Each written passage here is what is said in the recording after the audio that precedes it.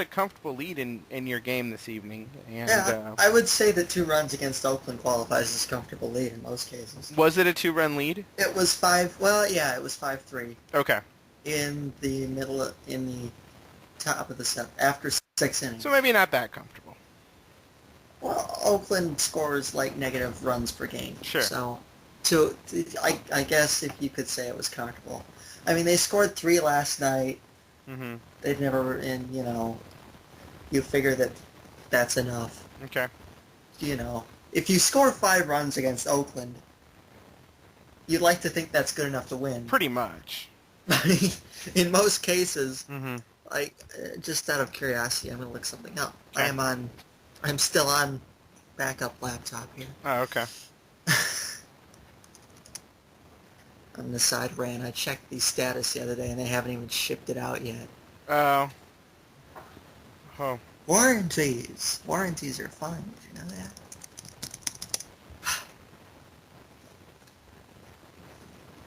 Let's see. Yes, they scored 338 runs coming into tonight. Okay.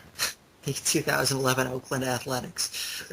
Now, is that a better or worse pace than last year? I'm not sure. I Okay. can't imagine it's better. They put up a lot of 3-run performances based on. I'm glancing at the box score here. Well, at least this year they have Hideki Matsui. Yeah. Mm-hmm. 4, 5, 6, 7, 8, 16, 17, 18, 19, 20, 21, 22. Actually, they've scored more than 5 runs 20 times this year coming in tonight. Okay. In 55 and 42 and 55, so 97 games played, and they've scored 6 runs or more 20 times. That's not good. So once you put up 5 on them, you have to feel okay about your chances. Mm-hmm. And who did you have going tonight, Scherzer? Our fifth starter call up. The fifth starter. Making his major league debut, Mr. Dwayne Below. Oh, okay.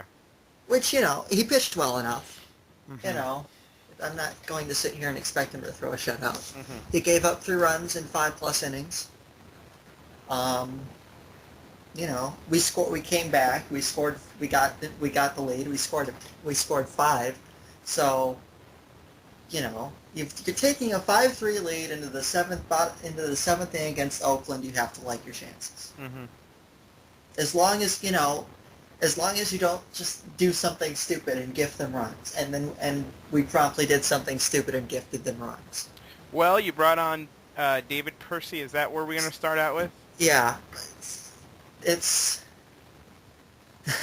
See, this is the reason this is more obnoxious is because David Percy is the guy we acquired from Oakland in exchange for Scott Sizemore. Right, and so to get that out of the way, was playing third base, and yes, and Scott Sizemore is hitting .261 since getting to Oakland, I believe, which is infinitely better than anything we've gotten from the third base position all year. And and the third base position you addressed today by designating Brandon Inge for assignment and getting Wilson Betamete from the Royals. That's going to send shockwaves. I mean, designating Brandon Inge for assignment.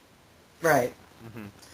Yeah, I agree with that because normally Wilson Betamete isn't an impact addition by any means, but at the same time, you have to take into account just the gravity of how bad Brandon Inge has been. He was hitting about 180. Wilson Betamete's hitting 100 points higher than Brandon Inge. Mm-hmm. And when you throw that into the equation, it doesn't seem like much. I mean, if you're replacing a 280 guy, if you're replacing like a 230 guy with a 280, it's nice. But it's, we're getting 100 points on a boost. And I know Betamete's a bit of a butcher defensively, and our defensive infield makes me cringe, to be quite honest. I'm a bit worried about that. Well, are you still on track to bring back Carlos Guillen, or is he back? He's back. Okay. So you've and got Guillen, Cabrera, You can go Cabrera, Guillen, Peralta, and Betamete. Yeah. Yeah. Mm-hmm. And Rick Porcello is a sinker baller. Yeah. So that might be fun. But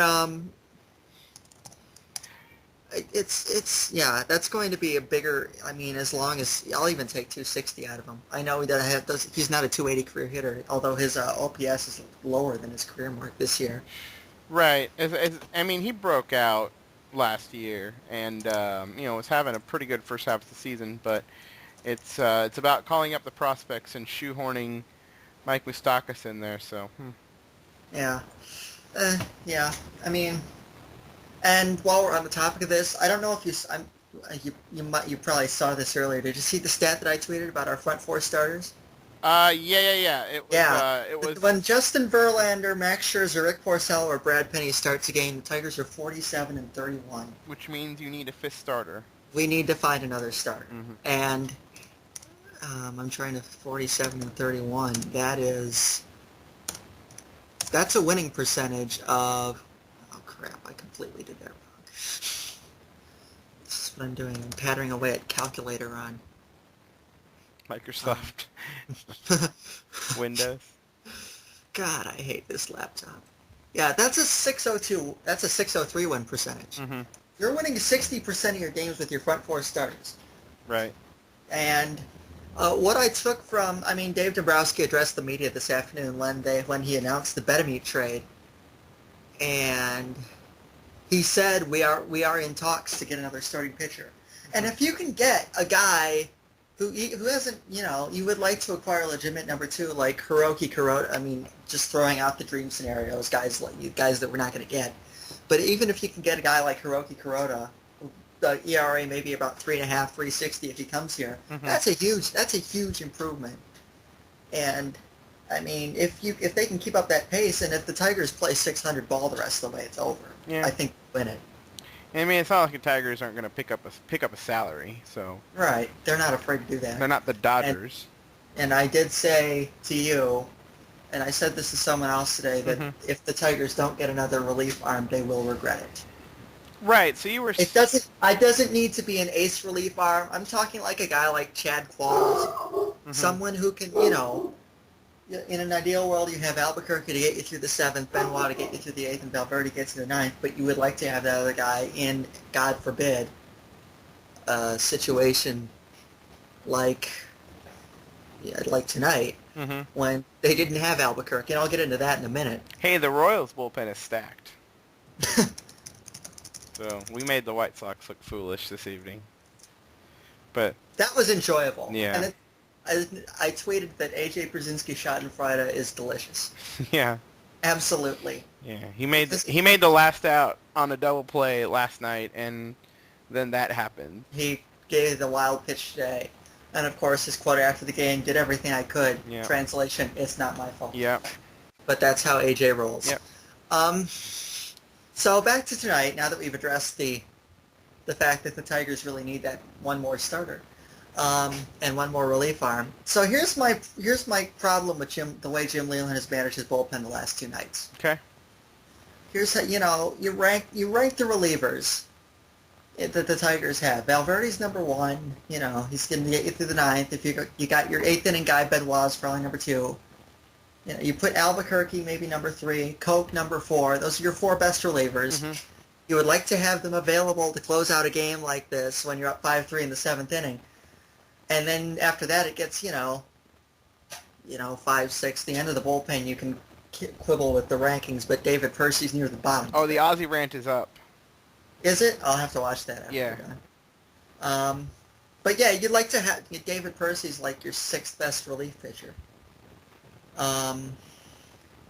So they turn to him in the seventh inning.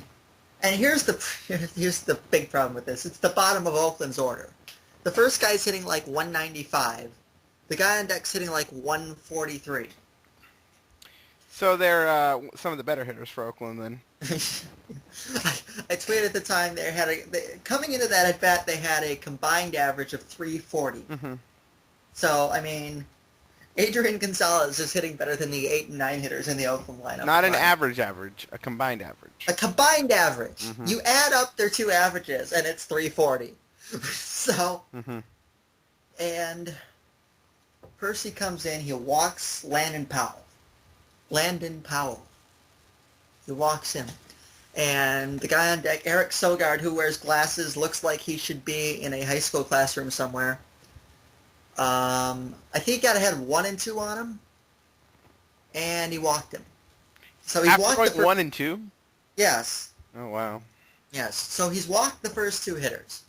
And at this point, you're like, okay, we've got a 2-run lead. Do we have to risk this any further? Surely we have someone else ready in the bullpen. I believe we did. Mm-hmm. At this point, you kind of wish that he had pulled him. The order turns over. It's Coco Crisp. And Percy gets ahead of Coco Crisp 0-2 and walks him. Mm-hmm. And now the bases are loaded. There's nobody out. They go to Benoit. He gives up a little looping single over second.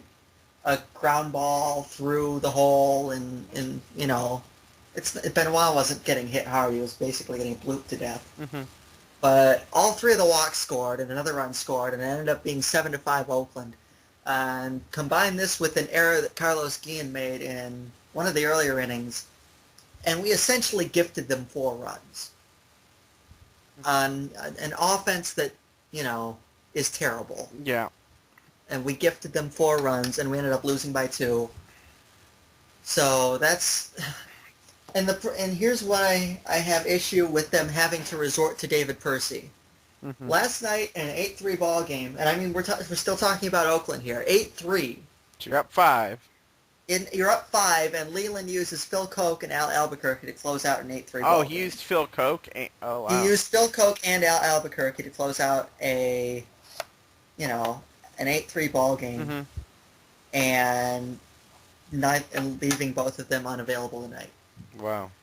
So we were pretty much trapped. Yeah. And I bet you he wishes he could take that back. Mm-hmm. Because were they in a situation where they needed some work last night? Albuquerque was pitching his 2nd day in a row, so not him. Okay. Phil Koch hadn't pitched in a while. Okay. I mean, I think Phil Koch might have pitched Saturday. Okay. I don't remember, but either way, Phil Koch didn't need the work. Sure. And Al Albuquerque definitely didn't need the work. Right, pitching a 2nd in a row. But he pitched an inning and a third to get him to end the ball game, mm-hmm. up 8-3. I mean, they got a couple guys on late in that ball game, but you got a guy like Furbush. I mean, you can try Percy. If it gets away from you, then you go to him. But it just strikes me as unnecessary. To make that play, mm-hmm. and you've left yourself vulnerable, and you have a rookie making his first major league start the next night. Right, so you need a bullpen. So you're going to need the bullpen. You can't risk. I think it's negligent to risk that, mm-hmm. and it completely backfired on him. I mean, I'm not. I realize that, and I'm not trying to let David Percy off the hook. You cannot walk 3 straight batters, especially against that lineup. That is inexcusable. But you put a guy in a position to fail who's not one of your best relievers. Mm-hmm. You like to think he can get those 3 outs. He really should be able to get those 3 outs. Right, and then Benoit comes in after him, and Benoit inherits 3 runners and gets blooped to death, and they all score. And Benoit's had a huge problem with inherited runners this year. Mm-hmm. So he didn't want to go to Benoit in the 7th. Percy's supposed to get him through the 7th, and Benoit's supposed to pitch the 8th. Mm-hmm.